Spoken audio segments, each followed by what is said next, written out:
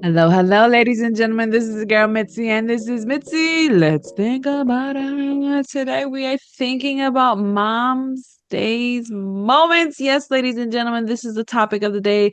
Holla if you're a mother, because this is all for us right now. So thankfully, I have Keri here who's gonna help us think about this in a whole new light. So, Keri, thank you so much for coming on my show. What does Mom's Day moments, what does that mean? What does that make you think about? Yeah, that's a great question, and thanks for having me. A Mom's Day moment is a doomsday attack on our motherhood.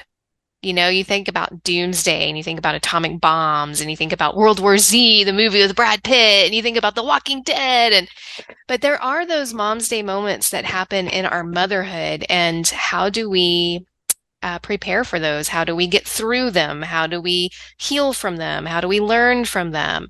And Mm. they happen on a spectrum, just like anything else. And so that's what a Mom's Day moment is. And I can tell you what my Mom's Day moments were.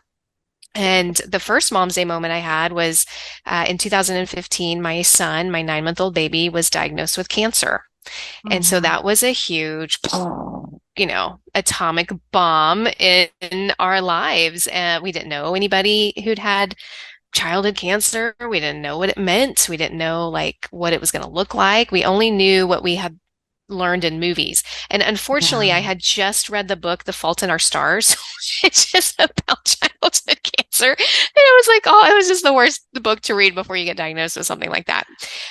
And then my life just kept getting hit with these storms. So in 2017, Hurricane Harvey came and hit the Gulf Coast, and Yeah. I lived down there in Houston, and it decimated the city, and we were not spared. Our home was also flooded with that unprecedented storm, and I was 37 weeks pregnant with my sixth child. So if there are any moms out there, you know that by the time you get to two or three or four kids, you've kept everything. You keep all the baby clothes, you keep the baby blankets, you keep the toys and the furniture, and it was gone. In the blink of an eye, it was gone. So then we didn't have a home. I was pregnant. I have this newly minted cancer-free baby because we got through the cancer. And then you just have to pull yourself up by your bootstraps, and you have to, just move forward and rebuild a house and rebuild a life. Mm. Then in 2019, a really insidious Mom's Day moment was spousal addiction. So my husband was officially diagnosed with anorexia. And, an eating disorder is just one of those things that creep in, and it's there for a long time before you finally figure out what's going on. And that was really hard. It was hard for the kids. We're a single income family and stay-at-home mom, and then dad had to go get help. He had to go to the hospital. He was gone for two Yeah. months. Wow. Um, and then if you can believe it, Mitzi, one more, one I more believe coming at it. you. In 2023, my 7-year-old's son was hit by a one-ton truck, and he was critically injured with 12 broken bones instantaneously, four lacerated organs instantaneously. And it was just like these storms, these bombs, these, zombie attacks, whatever doomsday means to you, kept Yeah. coming at my motherhood. It Yeah. just kept coming at us. And I thought, there's got to be someone else out there that's going through this. I cannot A- be the only one that just keeps getting hit. Absolutely. So that's where Mom's Day Prepper and my podcast, The Mom's Day Bunker, and these Mom's Day moments, it all kind of, rose from the ashes, really from my son, the tank. We call him the tank from his accident because he's built like a tank. I mean, that boy, that boy healed. He was saved, and it's Mm. just been a journey. Well, I just want to say, what a blessing. What a blessing to know. Tank is the perfect name for that, for your son, because I call mine Hulk and Captain America Yeah. because I apparently I breed resilient sons that are strong for no reason at such a young age. Like, who gave you this strength? Why Mhm. am I using all of my strength from my core to try to like but it's like that is beautiful that he just survived and he healed in such a way where he's prospering. and you're prospering. Goodness, after the hurricane, I would have been like, Lord, I can't take any more, please. Step out, white flag, white flag. Yeah. Because that is stressful. And when I first heard about you, Mom's Day prepper, I was just like, Mom's Day prepper. She's prepping us moms for things that we are bound to eventually deal with, or we are dealing with right now, and we need to know that we're not alone. And it sucks because when you step into motherhood, you feel like you're stepping into it alone. You know Oh what I yeah, mean? You feel absolutely. I like, think there was this there was this study that came out maybe 10, maybe a decade ago that the loneliest time in a woman's life is the first 2 years of her child's life because you yeah, are alone, you are isolated, and that's why support groups well they used to call it MOPS, but I think it's Momco now or any mommy meetups, like it's so important to build community. And community is one of those strategies that I've come up with. I call them preps. I've got to make light of some heavy situations here. So we're kind of, bringing in some doomsday talk and prepping talk, but community is absolutely essential to survival. And with absolutely. Hurricane Harvey, we were all flooded. But what was Mhm. beautiful about it is that even though we were all in this, I mean, it was like a war down there. People are mucking out their houses, their beds are in their front yard, their clothes are strung out everywhere, broken glass, like it, and then you have all the limbs and the trees and the grass is all piled up from the water. Water is so destructive. But there was Yeah, so much beauty and humanity during that time because the yeah, community came together. So it is lonely. Motherhood can be lonely. It can be isolating, but to prepare yourself, and we are called to prepare. Humans have been preparing since the beginning of creation, but to prepare in motherhood, if you don't have a community with you, you're going to sink. You have to have people. You have to have people in your corner. You have to have people who love your children.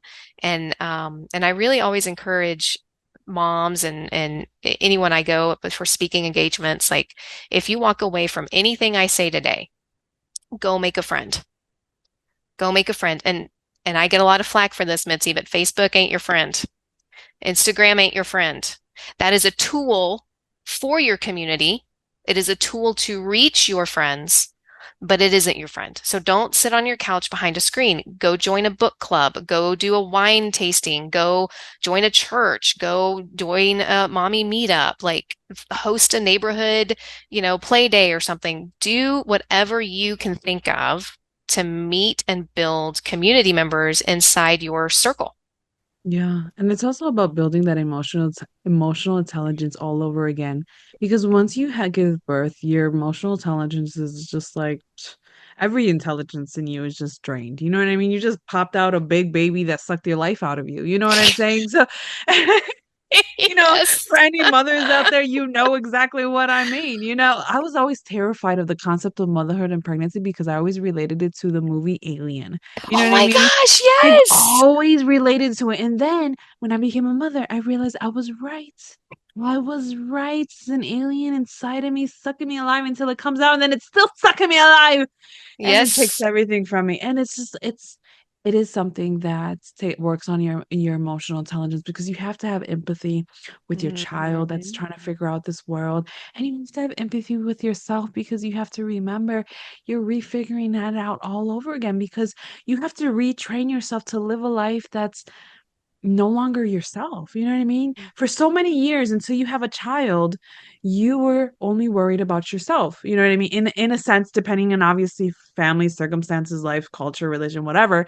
But in a sense, you didn't have children before then. You know what I mean? So it's just like you have to start thinking things differently. And for the ones that have siblings and grow up in that environment, oh, they have such a keen in their emotional intelligence that it's so amazing. Like they can be CEOs of their whole household because their emotional intelligence is like on guard, and it's amazing to me.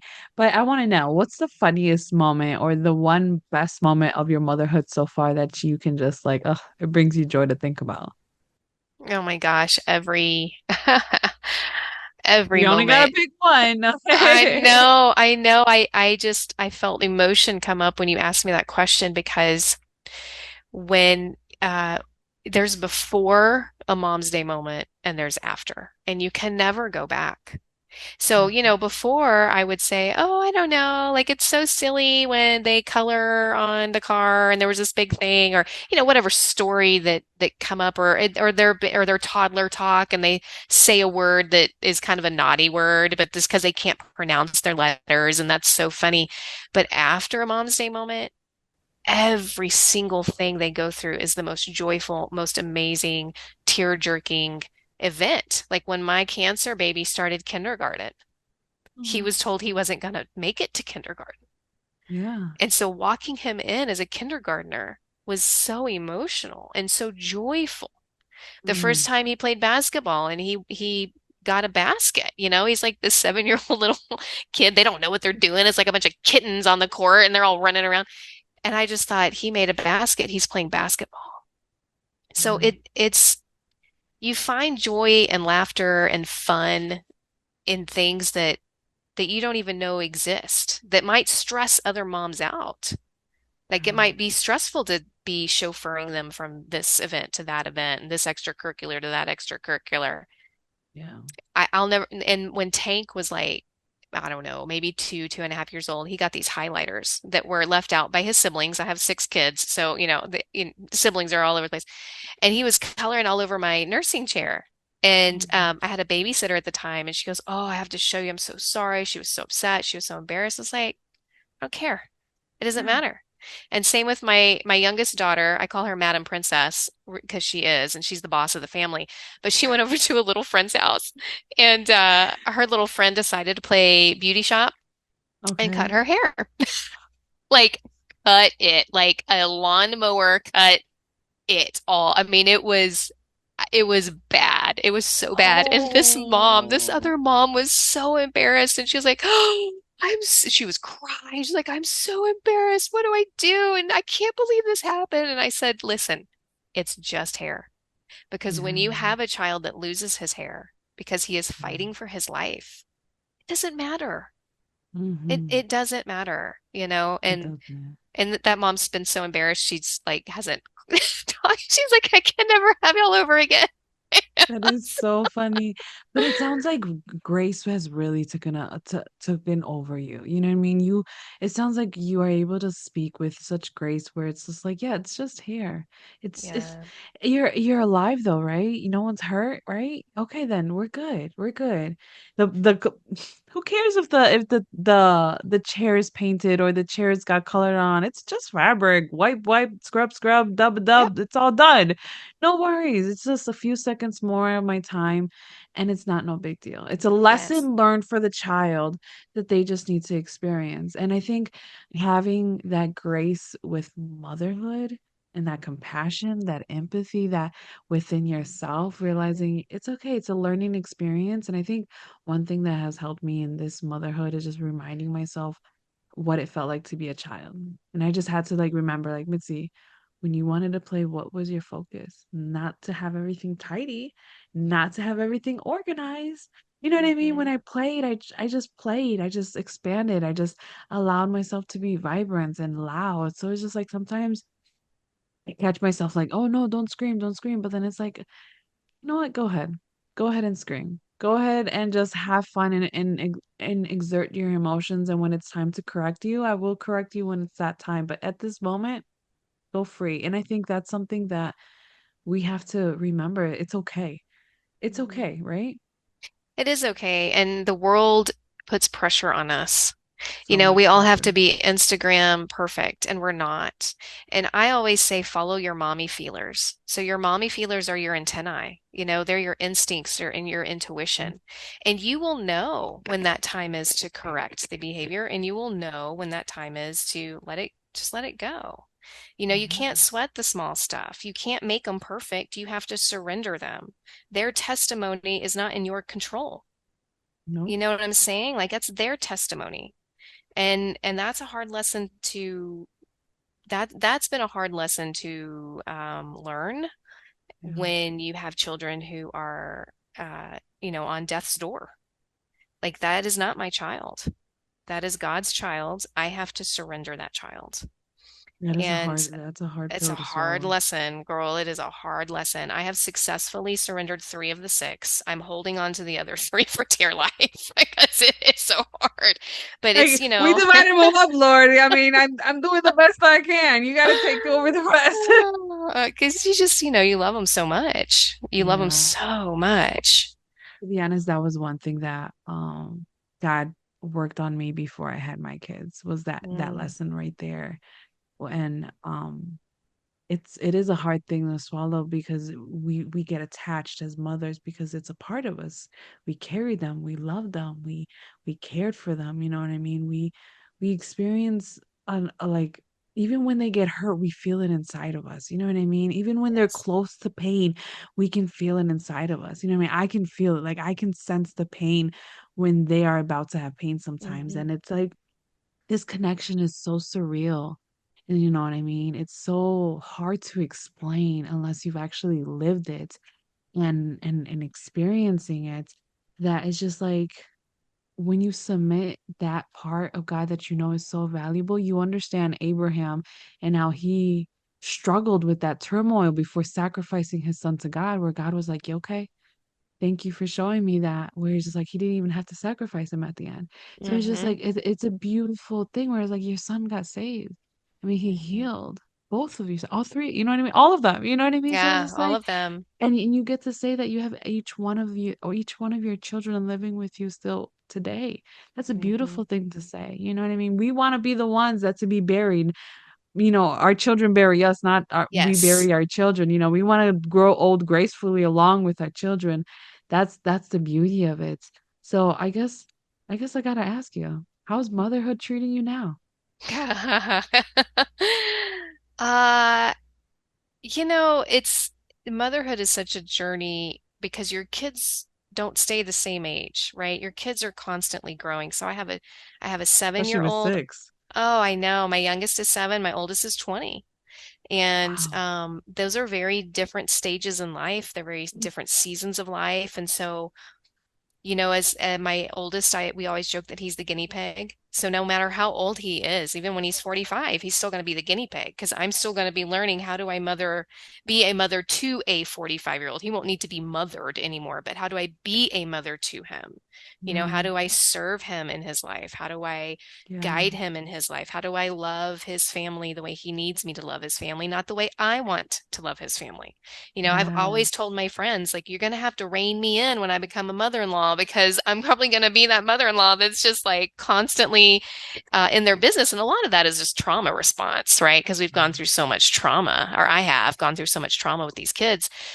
But Yeah. it's just, you have to embrace each milestone with what it is. And I constantly remind myself to surrender. You got to surrender. You got to Mm. surrender. And that is hard. And I don't actually tell a lot of people this on podcast interviews, but I feel compelled to, and I hope it's okay if I do. But Feel when we free. when we talk about surrender and we talk about what God is doing with us and Abraham, and I, when G was diagnosed, we call him Super G. He was 9 months old, and the ER doctor came in and she said he has cancer and he's not going to see his first birthday. And she walked out. Well, then she told me to stay hydrated. It was a really weird interaction. This was a terrible bedside You want manner to sit down? You doctor. want to stand up? You want to take a drink? You want to go outside? You want to take a walk? You need to go to He the bathroom real was, quick? Like, she was something. She was something. But in that moment, I just threw my hands up and I said, I surrender him, God. I just pray yeah. that you keep him pain free. And if you have to take him, take him. And what I didn't know what was happening, and I found out a couple of months later, is that God was already protecting this child on a level, on a molecular level that I had no idea. So I have 6 kids, and as moms know this, at the 2-week mark around, they take a little blood from the baby's heel and they do the little blood test just to kind of see where the baby's at. Well, Yeah. my oldest came back with this weird hemoglobin variant in his Okay. blood, and they thought it was going to be sickle cell, and it was very scary, and we had to do all these tests. It turns out he just has this variant in his hemoglobin, the oxygen part of your blood, red blood cells. My second baby had it, my third baby had it, and by the time you have your fourth baby, you're just drowning in kids. You don't pay attention to things as much. You're seasoned in life. Yeah. And I remember him going in for a scan about halfway through, and these scans were very, they were just monsters. They had to be sedated. It was a 2-day process, lots of Oh, needle pokes, and I had had Tank. I was pregnant with Tank when Super G was going through cancer, so Tank was like a month old. And the oh, pediatrician called me and he said, "Hey, I wanted to call you personally because we got Tank's blood work back from his 2-week appointment." And I was like, "Oh Lord," because if there's any cancer moms out there, any little thing, you just panic. Any little thing, yeah. you I know? could imagine. And Dr. Patel said, he has this weird variant in his hemoglobin. It's nothing to worry about. And my jaw dropped open. I am in the middle of this hallway in this children's hospital, and I say, "Wait, wait, wait. Can you please look at Super G's records and tell me if he has it?" And so he did, and he said, "No, he doesn't." And I said, "Are you telling me that out of all my kids, and I, at that point, 5 kids, they all have this hemoglobin variant that is a genetic anomaly, except for the one kid who's the cancer kid?" And he said, "Yeah, I cannot explain that to you. Scientifically, it should be impossible." And what happens when you have this hemoglobin variant, Mitzi, I'm just like getting so emotional talking to you about it, It's okay. is you become extremely anemic. And for a cancer kid, that is a death sentence because that means more blood transfusions. You push your Yeah. chemo cycles back. When you push the chemo cycles back, the cancer gets angry, it takes over the Yeah. body, and you're constantly treading water with this. His disease was neuroblastoma, and it's a very angry cancer. Oh, wow. So the doctor couldn't explain it. I'm sitting there going, Jesus had this baby What a blessing. before Satan. He's like he knew Satan's going to attack my kids. Satan has been attacking my motherhood since before I Yeah. became a mom. And this one child of all 6 kids is the one child that doesn't have this genetic anomaly in his hemoglobin. Girl, So I we feel you. have to surrender. We have to surrender because he's got us. We don't Amen. want to. We want to control it. We You want to don't. control everything, but he does. He is looking out for us on levels that we cannot even imagine. I love it. I love your testimony because I can feel the heart and I can feel how God is truly with you. Because there's no way, if you were not a woman of God, there is no way you would be able to see that, to see how God was protecting you in the lightest way that you would never have known. You would have never known the blood in Nope. your child in any instant and what it can and could not cause it, except that very moment when you realize, like, wow, I'm going through all this, and in the meantime, God is already working in my child. My God is so powerful that He's already creating a system in my child where he's gonna fight this, and you believed and the Yep. impossible. Of course, how could you not feel emotional when walking your child to kindergarten and when he's playing and shooting a basketball? What? I would call you heartless and amnesia. You know what I mean? Like you must have had amnesia to forget about all of everything that you've been through. Because man, what a beautiful testimony. And I was gonna ask why share your story, but it's kind of clear. You have a purpose to share your story. You have Yes. a situation that is unique yet relatable. And in this Thank you. day and age, we need relatability to retain information and to realize, who I need to go to is God. And your story is Yeah. giving God the glory. And your story is allowing people to recognize God in such a way that they're able to turn to Him and be like, you know what? Maybe I need to really talk to God more. Maybe I need to fix my relation. Maybe I need to fix my vision and allow God to fix my lens and change it in this moment that I'm in. And women, men, people, mothers, fathers, grandparents, we all have to constantly switch our lens in the season that we're in because every season's going to call a different part of us. And I'm so glad that you have a book out. I'm so glad you're a speaker and you share this story. And I'm so glad that you have a podcast. Oh my goodness, I'm so glad that God is using you in this way because it just shows how real God is to just work in you.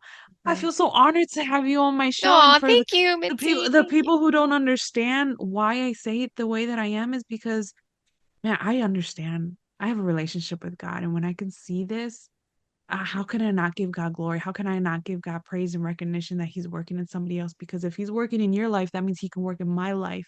That means He can Mhm. your life that's listening. Oh, that's such a powerful thing. Thank you. Oh my goodness. And it's sad because I'm looking at the time and it's wrapping up, and it's like I have so much more to so say. I have a total like with and like even with there's Tank's so accident, there's so so much to much. dive into. And so Yeah. I have to ask you, what can be some lasting words of wisdom that you can leave us off with to keep on thinking? Even though, let's be honest, the whole conversation is a way to just keep your the reels rolling in your mind. But what can be some lasting words? Well, I want to leave you and your listeners with this. So, through all these Mom's Day moments, I've come up with strategies or preps. And the number one, hands down, is spirituality. And I'm going to love you wherever you're at. I believe in the Father, the Son, and the Holy Ghost, but I'm going to love you wherever you're at. And those that do not have a foundation of spirituality have no hope, and you can't get through it. And the second one I talked about, which is community, it is so, so important that you have a community around you that can help you, that can bring you a hot Yeah, meal that can, watch your kids while you take another one to the doctor, that can hold your hand when you're feeling like you are a failure as a mother, because we all do it. We've all done it, and we're not. We're doing the best we can every day. And then I have other preps, and if anyone wants to reach out or look at those preps, they're on my website, which is momsdayprepper.com. And if anyone has a Mom's Day moment that they want to share with me, they can. They can contact me through there. And I found that starting my own podcast and giving others a space to tell their testimony, their pain, their story has been very rewarding, but it's so validating for them to yeah, just have a voice. yes. This is a perfect place to give people a voice so that they Yeah. know that they're heard. Because sometimes that's all people want. Like I don't want validation. I don't want to be put on a pedestal. I just want somebody to know that somebody hears me, that I'm not talking to the wind and it's going out and being wasted. So Yeah. I absolutely agree. I think that's a valid point. Community, ladies and gentlemen, we can't live this life alone. And I think that's the reason why I started my podcast because I'm a hermit crab. I'm an introvert and I like my peace and silence and solitude. But at the end of the day, I need connection. I need community. I need to interact with people and to get out of my mind. And we all need this. We all need this community that she speaks of. So, yes, if anybody would like to know more about her, I have her lovely photo on my website and access to her website. Just click right there, and find all the goodness that she has to offer because she has a lot of great content on her website to help you keep on thinking. So, with that being said, bye.